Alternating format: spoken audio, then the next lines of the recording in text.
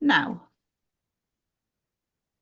Hello, here we are again, Lucy McCarraher with her difficult last name, and Lisette Schuitemaker with my very difficult last name. We're both 70, and we are doing a weekly podcast on how it is to be this age. Hi, Lucy. How are you this week? hello, Lisette. I am well, thank you. Yes, I've had a quite a busy week since we last spoke. So, how about you? I am well. I'm well. I would say I've had a beautiful week. Oh, good. That's nice. Yeah. So, what have you been up to?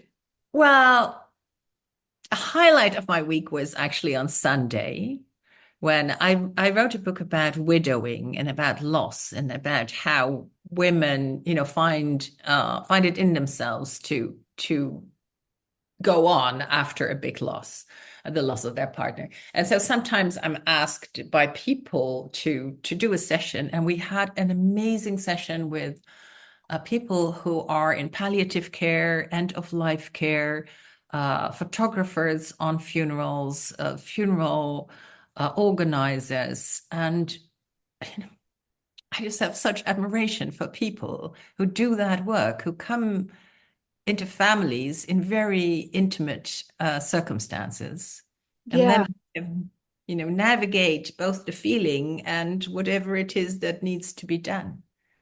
yes, it's I think it's a very special time that people have to have particular skills and particular kind of empathy.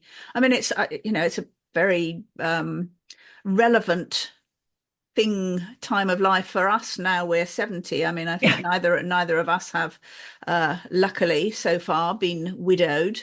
But your mother was, and I guess we both have friends who have been widowed, and obviously at the age of 70, this is going to happen more and more. Yeah. Yeah, so that's also what kind of book you said about this podcast that the idea came into your head fully formed. Well, I had this title for this book, which in Dutch is Weduwe, hoe werkt dat? What's the Which would be like widowing. How does that work? Because it's like to be a widow is like a verb. It's kind of an active thing. You have to Yes, find out yes. how to be that.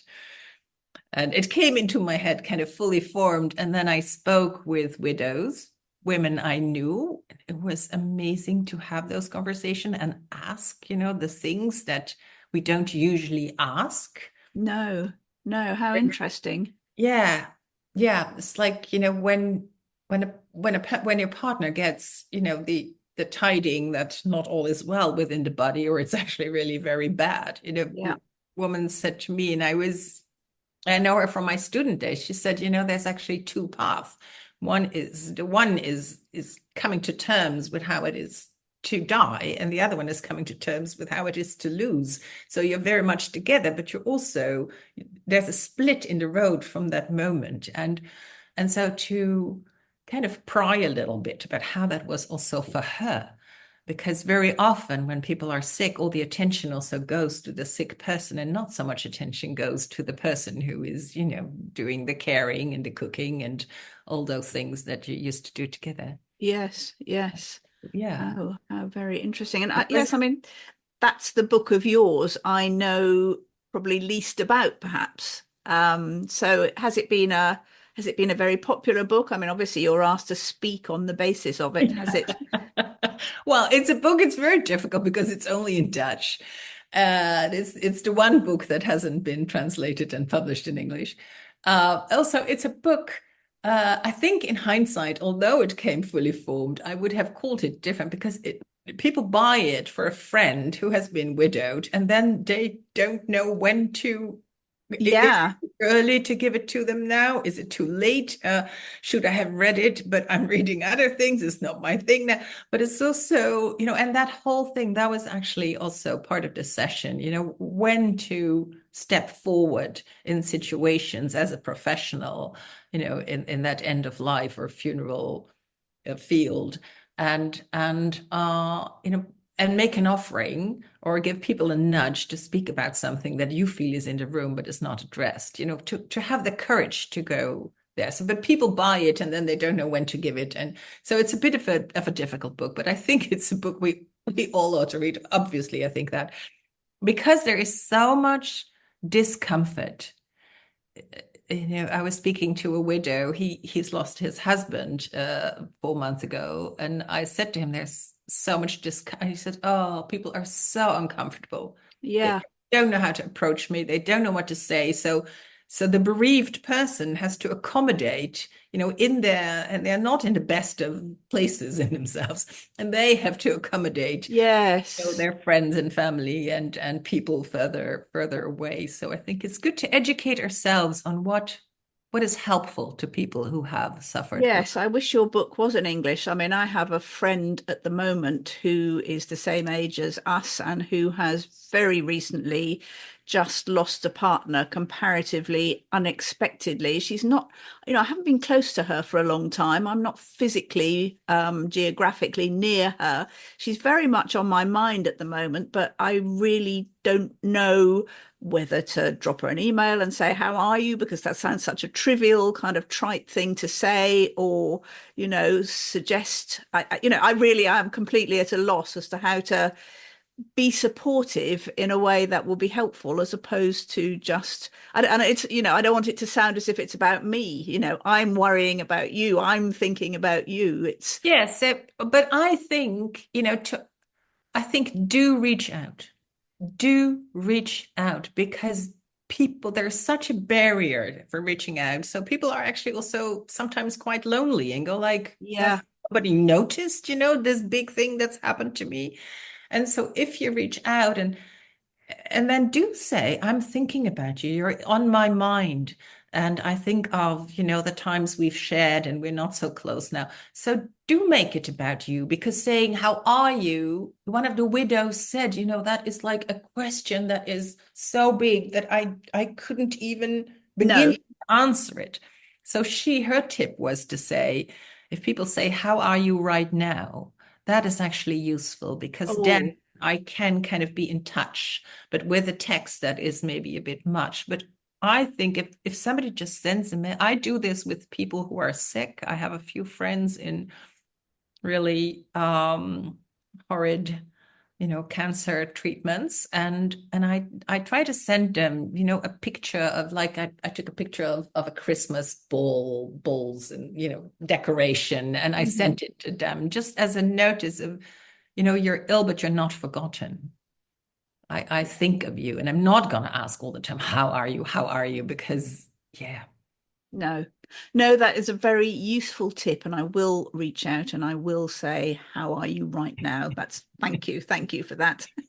Yeah. So, how about your week? Well, my week's been surprisingly busy for me. I'm really quite antisocial. I do a lot of kind of communicating on Zoom and, sort of, And on but LinkedIn. but yes, indeed. But I tend to stay at home. I do get overwhelmed by kind of socialization. But this week I went to the University of East Anglia, which is just up the road from me, to hear the novelist Ali Smith speak. And not only did I go, but I invited a friend who's also a novelist to go with me, which was sort of, so that was interesting. I mean, I can't say it was earth-shattering, but it was certainly interesting. And I always like to hear just how other creative people just talk, basically, not necessarily what they say about their creativity, but it was interesting because Ali Smith is very, I think, talkative. I mean, she was asked questions by the audience, and that they were interesting questions, and she gave very, very interesting, spontaneous, and lengthy and digressive, interesting responses. But both my friend and I, when we came out, we both said,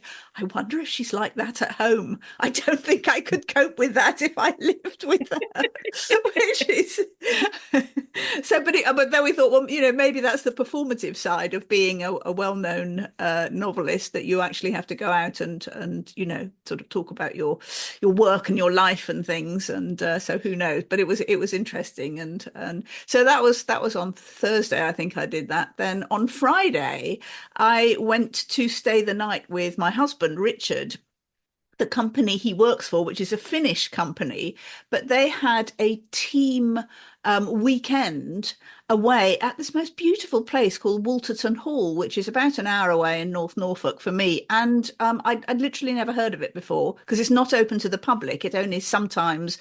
allows people to, sort of the commercial kind of staying there. And it was like being in Downton Abbey. I don't know if you know what Downton Abbey is. I know Downton Abbey. Yes, I So do. it was amazing. We were put in the state suite. So we had this enormous bedroom and an enormous bathroom with, a bath in the middle of the room and a shower room and a separate toilet. And it was just, and the whole place was just stunning. And it was just really made me think about, I mean, it's not it's a big company in terms of it's worldwide. But the UK team is probably 15 to 20 people. Everybody was invited for the weekend and their partners. It was beautifully done. There was lovely food, there was entertainment, and it just Oh, made me think that, and the whole team absolutely love their CEO. And it's sort of that kind of generosity and appreciation for the people you work with that was, so apparent that it was such a worthwhile. I mean, it must have cost a fortune, but that's not my problem. But it was, but it was lovely. So that was. I went on Friday night, and Richard was there for the whole weekend. Then I went to see my mum on Sunday, as I always do, and then I went to stay the night with my son, who is in North London, and his family, which was also lovely. And interestingly, he and and Kate, his wife, had sort of listened to the podcast and was quizzing me about various things I'd said, particularly about class and my sense of kind of dislike of entitlement.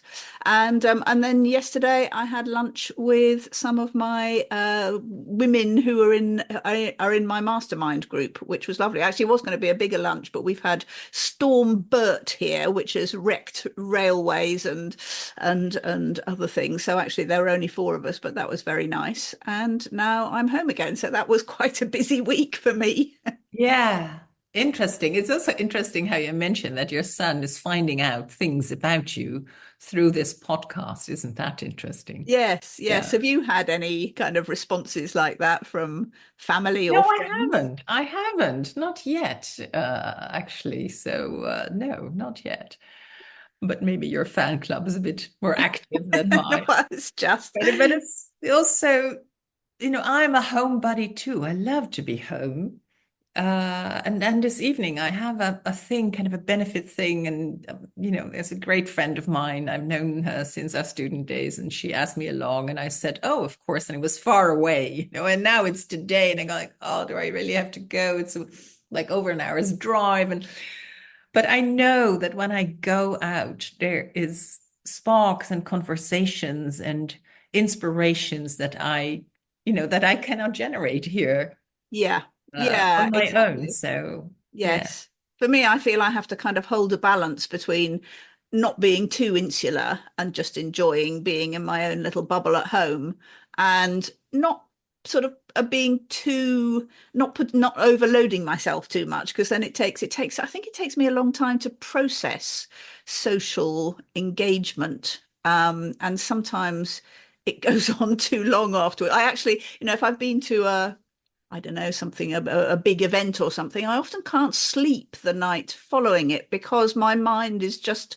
going over stuff and conversations and often things I wish I'd said or wish I hadn't said or Oh, the ideal person we could be, the exactly. exquisite socialite we could be. Yeah. Yes, yes, indeed. No, but Yes. I recognize that I need time to process, and I also need to guard that balance. And sometimes I kind of plan it because things fit in my diary, but it Yeah. doesn't necessarily fit in my like inner diary. And I can do oh yeah, I can do that evening. And then I'm like, wow, I have things 4 evenings in a row. I just, Yes, yes, that's and exactly the maybe kind some of. of that is age.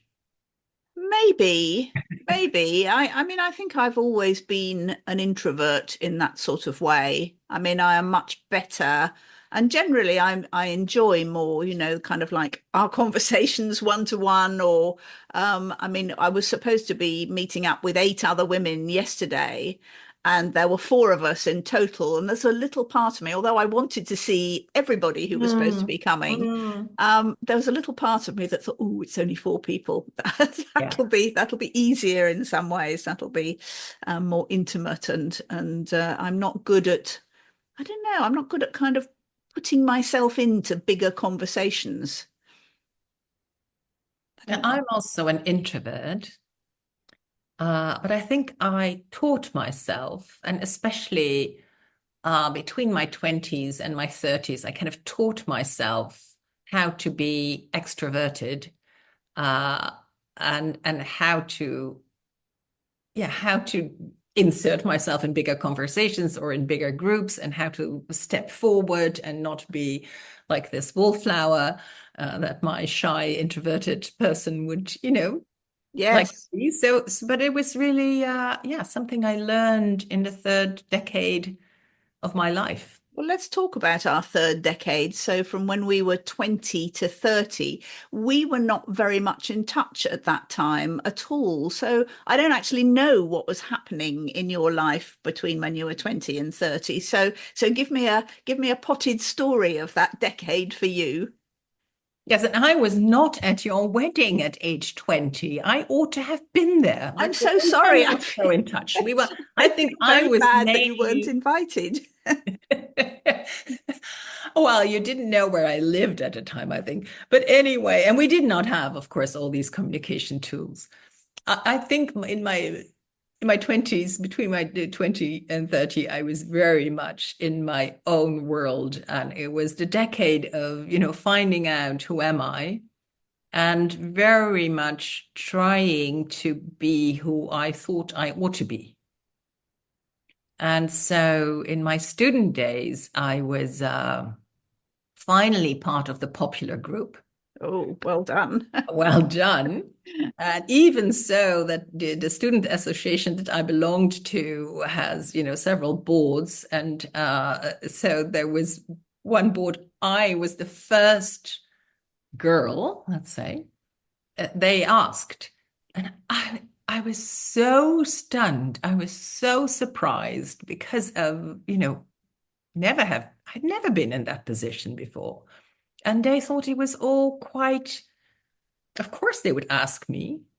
And it triggered, and I've had this later too, this whole what I attribute to being eldest daughter.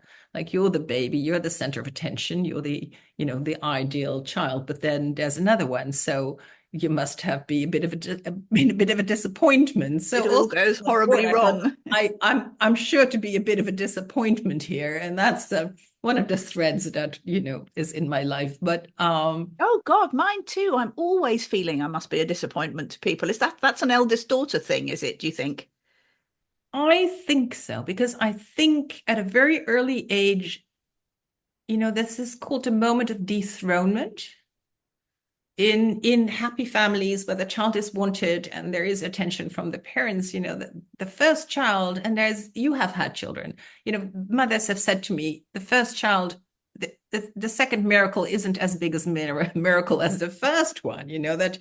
And everything is new for the parents. And then all of a sudden, there's this other baby in our mother's arms. So we must have been a bit of a disappointment. That's very I rude. attribute it to eldest daughters, and it may have other sources as well. But yeah, so that was I thought it was going to be a disappointment, but also, yeah, I was depressed, I think, when I was writing my thesis, which was kind of a lonely place to be and do all my research. And I had moved out from Leiden, student houses, and lived in The Hague.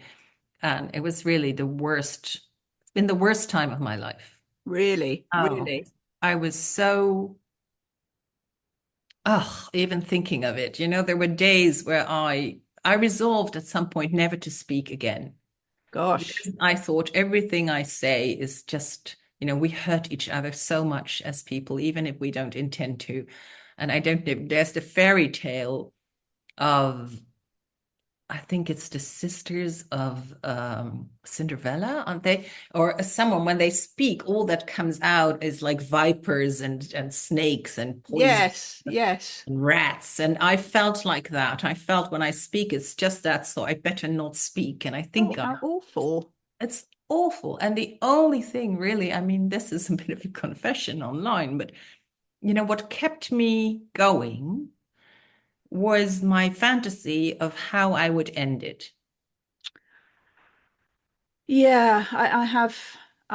Yes, I've read that or heard that as well. Just the the knowledge that you can end it if you choose to is helps you keep going. In fact, that's And I extraordinary. was, I mean, my fantasy was that I would drown myself in a canal. There's lots of water in the Netherlands, lots of canals, but the technicalities of doing that, is how I would need, kind of stones to weigh me down.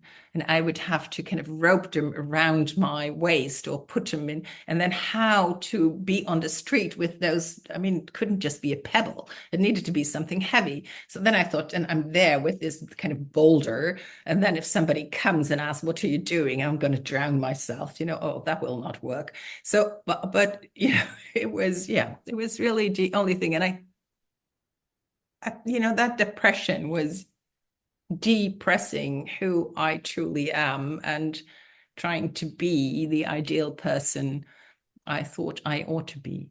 Gosh, I'm so sorry And you went through that. I had no idea. That's that's that's yeah, horrible. you know, now this is long ago and far away, and I feel it has, it's, I've also mined a depth in me through that for instance, when I am with, the funeral and end of life people, I go to that depth of feeling and I don't need to be in those dark places and not as long. And I've learned so much about depression. And yeah, at some point I can tell you what I did to get out of it or to Well, I'd be not interested. need to go there. Yeah, tell us now if it's feasible. Yeah, so there's many, many components. I mean, I was Of course. depressed, repressing who I truly was. So I think between 20 and 30, that's the whole point, trying to find out who you are and who you're not, and who you're supposed to be, but who you can't be. And so there was part of, I don't look like it, but I am a hippie inside.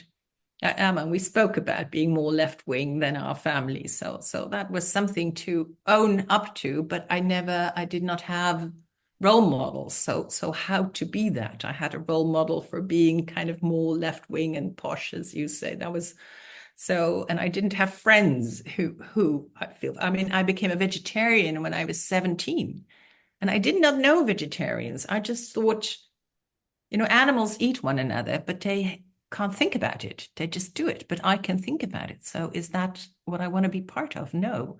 But, that was exceptional. So all through, so that was also quite funny. While I was trying to prove that I could be part of the popular group and, there was like this vegetarianism. I mean, there were all kinds of things that popped out. And my friend said, "But you were always like that." And I said, "Yes, but I was trying to hide it." And they said, "Never really worked. We like that about you." So there was this whole misunderstanding. And I think, now on social media too, you can project this wonderful person that you are, but inside you're kind of insecure and maybe different and maybe not so ideal. So there's part of that. And there's also, I've had to deal with anger. Anger about what particularly? Well, I call it my anger at God, my anger that in this world, I see on this planet that we are in an experiment of cohabitation with each other, with the rest of all living beings on this planet. And we make a mess all the time, all the time. It's so hard to live together for us as humans. And we hurt each other so deeply that I just couldn't accept that whole premise of life. And and so I was just enraged. But of course, I mean, and rage wasn't really acceptable. And I was supposed to be a good girl and a nice girl and the eldest daughter and the wise one. So I repressed that too. And I've had to learn to feel the rage, not direct it at anyone, certainly not directed to myself. And also, what I used to do is turn the rage very quickly into sadness and grief. Yeah, I wonder if that's what so many young people feel today, why there's such an epidemic of poor mental health. I mean, I guess, very much from in people in their 20s today, and whether Yeah. that is very much to do with rage at the state of the world, but turned into sadness. That's such a good description of and how difficult it is to function when you are in that kind of mental environment, I suppose, and not feeling able to do anything about it. It's the lack of agency as Yeah. well. Yeah. Yeah, so a lot of the rage is also projected out on social media. I mean, Yeah. there's so Yes. much violence against all kinds of people. So that is the projecting out. And then there is this, and sadness is like a swamp. You know, you kind of drown in it. And I could sit in it. And I think the longest I've been in there is like 7 months. And it's so heavy and it's so black and it's so yeah. Yeah. So, yeah, so work with rage, feel the rage, not be the rage, but feel the rage. And once I could feel the rage, rage kind of burns itself up. It's like, this bonfire, and then it burns itself up. And then, I don't need to sit in that grief for very long. So those are two elements that I have learned. And yeah, I went to therapy first when I was in my like later 20s. And yeah, and in between, I was also happy. I had boyfriends. I became engaged. And then unengaged, presumably. Yes, but I became engaged. I think for the same reason that you married. I was moving in with with this person, with this man, and I thought, oh, my parents will just. And it was such a sign of the times that we Yeah. both, I think, tried to protect our parents from the horrible shame and they would feel about having their eldest daughter move in, Behaving like hippies. being like a hippie. It's like, oh. So I became engaged. And then actually, I had a dream twice.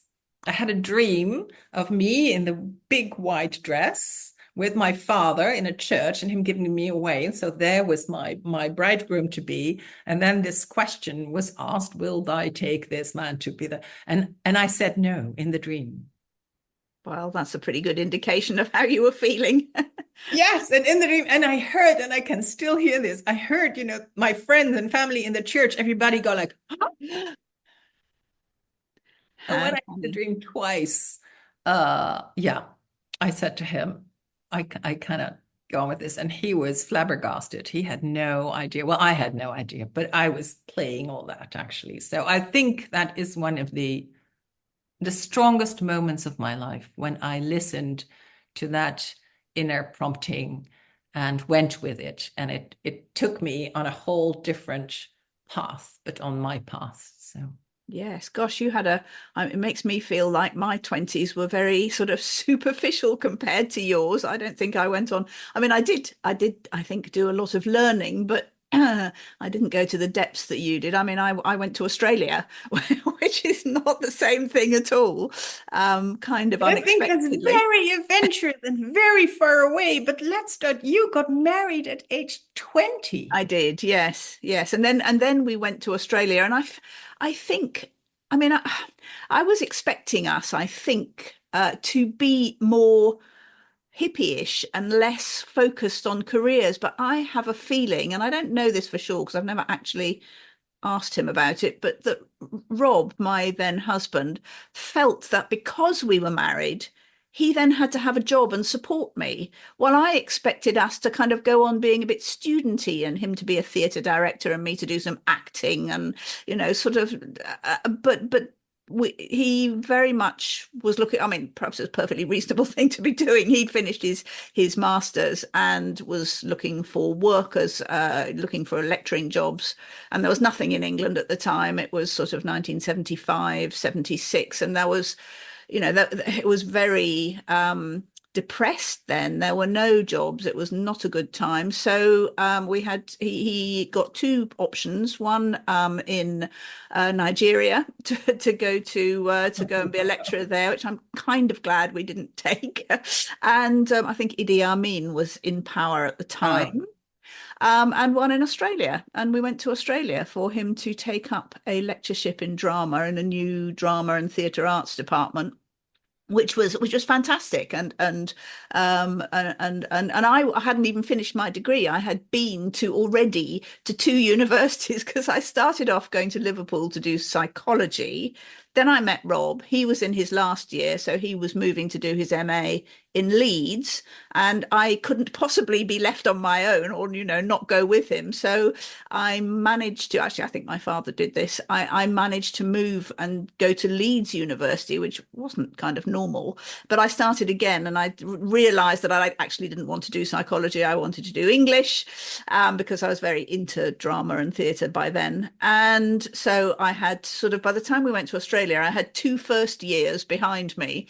And when we got to Australia, the point was I was going to finish my degree. So I kind of started again doing English and drama there. And of course, Rob was teaching me. It was very odd. And he was putting on student productions, and I was expecting to be cast in them. And he was like, I can't cast you in the lead role. You're my wife. And I was, why not? I'm the best person for this role. And so, I mean, no, it was, I mean, I did do lots of acting there, and that was great. But at the same, as soon as we got to Australia, Rob had this idea. I mean, I suspect it was one of those things that came to him fully formed, that we were going to start a monthly theatre frozen. magazine Sorry, because, sorry. There was a moment where you were frozen and I lost you. oh, That oh, as soon as we went to Australia, that's where, oh dear. Well, I hope I'm back. yes, you're back. Oh, good. So yes, we started a monthly theatre magazine out of our house when he was just starting a new job. I was supposed to be doing my degree, and it was, on the face of it, completely insane. I mean, Australia had wonderful theatre going on at the time, and it needed a magazine. It needed to be chronicled. But, we were two English people who had just flown in knowing nothing about Australian theatre. But Rob had this extraordinary kind of energy and ability to meet people and network, exactly what, I did not have in any way. So we managed to get funding for it. There was arts funding in those days, which you'd never get for it now. And we ended up running this monthly theatre magazine for 8 years and making it sort of somehow work. I mean, it never made any money. As I say, it was funded. We managed to get advertising from theatre companies and things. It was completely, and it took up so much time. We would, usually be working till 2 o'clock in the morning every night. I mean, it was, I was expecting to go over and have a nice studenty life doing my degree, not working incredibly hard, and actually turned out to be completely the opposite. And it was incredibly hard. It was my first experience of employment, well, apart from sort of summer jobs and things. And it was I mean, actually, it was an extraordinarily useful experience because we kind of had to learn about publishing from scratch. And it was before anything was online. So, publishing, we had to, everything was done on paper, on boards, with galley proofs, with pens and marking up actual photos for the magazine. And there were And lots of crazy. proofreading, Yes, yes. proofreading again, and yeah. Exactly, exactly. And I mean, funnily enough, now the magazine, which we must have done, 70 odd editions of, is now in I mean, it's in the National Library in Canberra. It's in all the editions are there. It's in university libraries. It is an absolute kind of key resource for Australian theatre. It's been put onto microfiche, and what we thought we were just well, what I thought we were just kind of churning out on a monthly basis, and the people who wrote for it were incredible as well. They're the kind of luminaries of Australian theatre at that time. So it was, and I what love that it. led, yeah, what that led me into is that I got asked to review theatre on our local TV station. We were in a city called Newcastle, which was sort of north of Sydney. And then I was offered my own to co-host a weekly arts and entertainment program.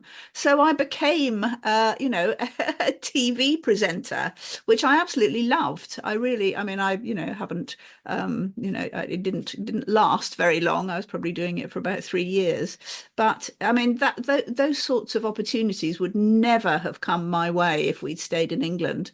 And Rob also went on to host his own arts and entertainment show on ABC television. So it was an extraordinary time, really. Those were the days when we were young and, the world wasn't as formalized as it is now. And I remember, Lucy, my mother telling me that you were on television Oh, and really? I felt in her telling me that she was a bit like, you should do that too. Why are you not on television? Oh no, that's No, no, terrible. but not in a bad way. But I do remember the kind of awe we had for you going out there to Australia. And I think what you did is very entrepreneurial. You say, your first employment, but it was actually totally entrepreneurial and very Pippi Longstocking.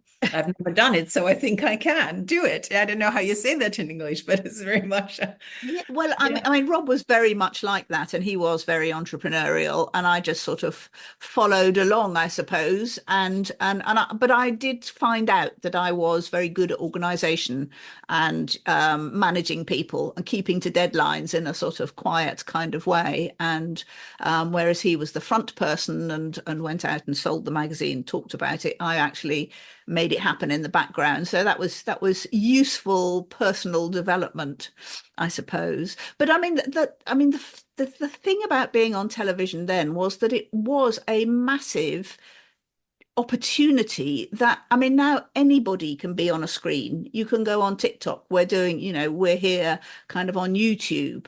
And we can make it happen for ourselves now. But at the time you couldn't. And being on television really was a big thing. And so it was and I think I did discover through that I did also really enjoy performing, not just as an actor with other people's lines to say, but in kind of creating I suppose, a persona for myself and interviewing other people. And, I mean, I interviewed Mel Gibson and Tom I know Stoppard. somebody who has interviewed Mel Gibson. Well, I mean, honestly, I saw his final drama school production. It was The Hostage by Brendan Behan. And he was all I could, we all knew that he was earmarked to be a star, but I mean, he was like 21. He wasn't much younger than me. And he was gorgeous then. And then he got the role of Hamlet in the Nimrod Theatre, which was very kind of cool for him to go straight from drama school pretty much to playing Hamlet. And this was before Mad Max or anything. And he was so shy. I was very shy. We were sitting in this rehearsal room. I was trying to interview him. All his answers were yes, no, mm. So it was not, it was a very awkward interview, but it wasn't for television. I then had to write it up, so I kind of invented slightly more detailed answers for from him. But it's But interesting, like he was between 20 and 30, and he had mm, to learn who he was and who he could be, and how beautiful that you saw this, magnetic actor at this very young age, is when he was just starting to bud. yes, yes, yes. Yeah. And no, it was extraordinary. And even while I was in Australia, he went on to do Mad Max. He did a lot of other films as well. He did theatre. And in fact, I was at university with his brother, who was they came from the family came from Newcastle, where we were based. So yes, no, it was an interesting time But indeed. one thing, to come back to that, you said because you were married, Rob thought he had to be like the husband and lead kind of a more yeah, mainstream Conventional, life, yes, conventional. That was the word I was looking for. And I think that was exactly why I've never really wanted to get married, because I see that forms, you know, have power over us. And once I get married, this dynamic of, the man being the provider and the woman doing the house, which I have no interest in and I'm not good at, and I don't know anything. So I've always kind of been a bit scared, so to say, of the marriage form, because it is kind of charged with such ages of, very fixed roles. And yes. so when I No, hear I you do say this, I understand said, that, but wow. yeah, I mean that was never the format of marriage that we had, though. I was No. always going to be Yeah. working, always did work, and I suppose I had a slightly different role model from you because although my mother did not have paid work while she was married, she worked for charities. She became the chair of big charities. She was working, she wrote books. So I didn't have the Yeah. same role modeling as you because your mother was very much the wife at home and your father was Yeah. the yes, the Yeah. I mean Yeah. your No. father was an entrepreneur as well, wasn't he? Yeah, he was an entrepreneur within a family business, not our family. Right, It's a right. worldwide business, but they still are to this day very entrepreneurial. So he thought up new businesses and Yes. I mean, I was but just thinking when you said that, what we had done with the magazine was entrepreneurial. It was, but nobody used those words at the time. no. Nobody I mean, now everything's about, and certainly in my world, everything is about being an entrepreneur, being entrepreneurial, entrepreneur life, everybody. And there's almost a kind of, like you should be an entrepreneur. Don't just go and get a job, but nobody talked like that then. I mean, the No. word did not come No. across, my horizon at all. So I didn't feel, I mean, it always seemed that what we were doing was just a bit mad, really. And why were we putting ourselves through this? I mean, of course, it was very enjoyable as well. But contrary to most entrepreneurial activities, it wasn't there to make money. There was never any thought that the magazine would be. It was just if we could just keep it going. That was with funding and from various different ways. We had subscriptions and we had advertising, but essentially the bulk of the money came from the Australia Council, which is like the British Arts Council, and every state in Australia has its own arts council. And at the time, they were happy to, make grants to a magazine, which I mean, almost the reason we had to give up in the end was because that time was over. There was, money was tighter. It wasn't, arts funding started to decrease. So Hmm. Yeah, but if you say, that magazine is in all the libraries, isn't life about how can I serve? Where can I serve? And absolutely. my 20s and 30s, I didn't really know. But then after graduation, For half a year, I worked in a temporary deployment agency. How do you call that? Yeah. And it was a very good reality check after student life and being, in a very kind of privileged surroundings. And then my mother found an ad from a bank that was looking for a person to do the in-house staff magazine. And so I applied. And as soon as I walked into the building in Amsterdam, I walked into that building and I thought, this is my job. And so the whole interview, I was like, this is my job. And they hired me. And from one day to the next, I moved to Amsterdam. And Amsterdam at the time was a rough place. The inner city that now, has tourists by the thousands on Saturdays. You can hardly walk there. Um, it was derelict. It was difficult, and there was a lot of speculation. And then we had the squatters who kind of protested against that. And so I could move to Amsterdam as an anti-squatter because there was a little company, the brother of a friend of mine had started, that said, I will protect, the speculative, or, in my case, a flat that was Oh, I renovated, but wasn't see. Oh, rented I out. see. And I Yes. had to come there with a mattress, a little table, and a chair. And I had to sleep there that same evening of, having lunch with him. And he said, I have something for you. And I had to go there that same evening. And then I was basically the guard there. And Oh, so you were protecting the building against yeah, being well, the building, just against that apartment. But I that lived in that apartment against apartment. I paid squatters. Yeah. hardly anything. I lived across from where I worked. And I remember, walking the next day to work, and I thought, I'm an Amsterdam citizen. I'm now part of Amsterdam. This is my town. Oh, lovely. But how interesting that we both sort of started off in magazines. I didn't, Yeah, that's I hadn't yeah. thought of, didn't know that about you either. And there is something about,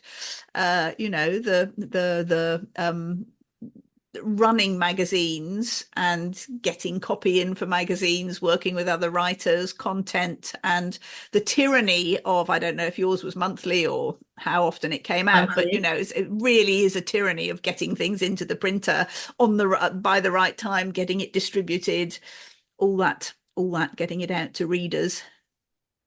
This is what I so love about you, Lucy, because you told me about your magazine. I tell you about the in-house magazine, and I had not put, the two of them together, but you see themes everywhere. And I really enjoy that about our conversation as much. I mean, I enjoy our whole conversation. I hope people who listen do too. Yes, yes, so so do I. I certainly enjoy it. And gosh, I think both of us are kind of have started being, well, I certainly am, and I think you've said stuff today that you said was a kind of almost like a confession that you hadn't talked about before. I think I'm certainly talking about things that I possibly haven't vocalized or even certainly not spoken about to most people in ever, probably. So it's it's an That's why interesting it is so process for interesting us. to your son. Yeah. Yeah, yes, yes, exactly, exactly. Yeah.